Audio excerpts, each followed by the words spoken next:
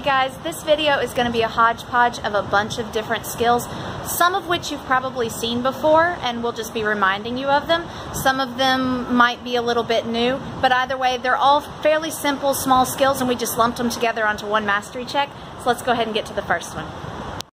Alright guys, welcome to Unit 4.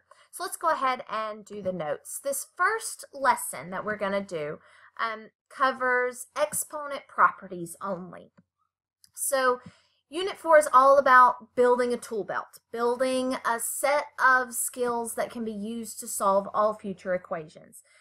They seem a little disconnected, like I said, but they're going to be useful when we move forward and start solving more complicated problems. Kind of like a hammer and a wrench don't really feel like they're the same thing, but they might be used to build the same whatever you're building.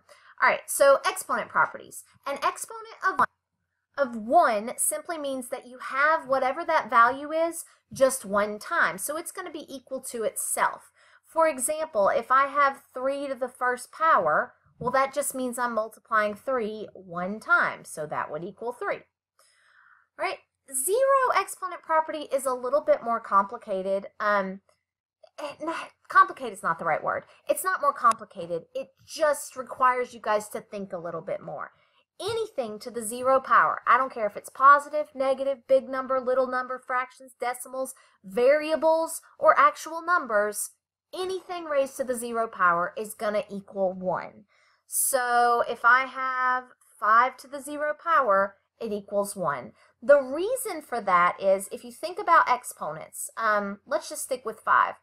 5 to the third power is 125. 5 to the second power is 25 because it's 5 times 5. 5 to the first power, we just said, is just going to be 5.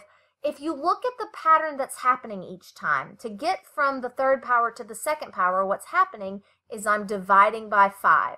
To get from the second power to the first, we divide by 5. So if I wanted to go from 5 to the first power to 5 to the 0 power, I would divide by 5. Well, 5 divided by 5 is 1. So you're going to get 1 every single time that you raise something to the 0 power.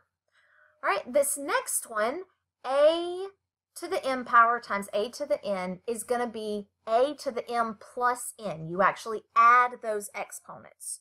So, for example, if I have 3 to the 5th power times 3 to the 2nd power, that would equal 3 to the 7th power. I want to show you a little bit why that is, because 3 to the 5th, if I were to write that in expanded form, that would be 3 times 3 times 3 times 3 times 3, because 3 to the 5th means you're writing 3 5 times. 3 to the 2nd, let's switch to another color for that. 3 to the 2nd power means I've got 3 2 times. So if I take all of those and I multiply them together, that's 3 to the 1, 2, 3, 4, 5, 6, 7. All I did was add those exponents. 3 to the 7th power. All right, the last one, there are other exponent properties, but we really tried to think about what are the really important ones. What are the ones that you're going to see show up that you need to know how to use? So the next one is a negative exponent. A negative exponent simply means that it is on the wrong side of the fraction bar. So if I have something like a to the negative m, that is the same thing as 1 over a to the positive m. Let's go back to that pattern we were doing with 5s. If I go down from, remember 5 to the 0 was equal to 1. If I go down to 5 to the negative 1, well, remember, I'm dividing by 5 each time. 1 divided by 5 is equal to 1/5. Well, that means that this negative exponent rule followed the pattern. If I have 5 to the negative 1, this rule says that just means 1 over 5 to the first power. It just means I flip it to the other side of the fraction bar. And 5 to the first power is, of course, 5. So we get 1/5. If I had 5 to the negative 2, I would need to divide by 5 again, and I get 5 to the negative 2 is equal to 1 over 25. Well, if I use this rule to do it instead of trying to follow a pattern, then I get 1 over 5 squared. I just flip it to the other side of the fraction bar, and 5 squared is 25, so I get 1 over 25. So negative exponents simply mean they're on the wrong side of the fraction bar.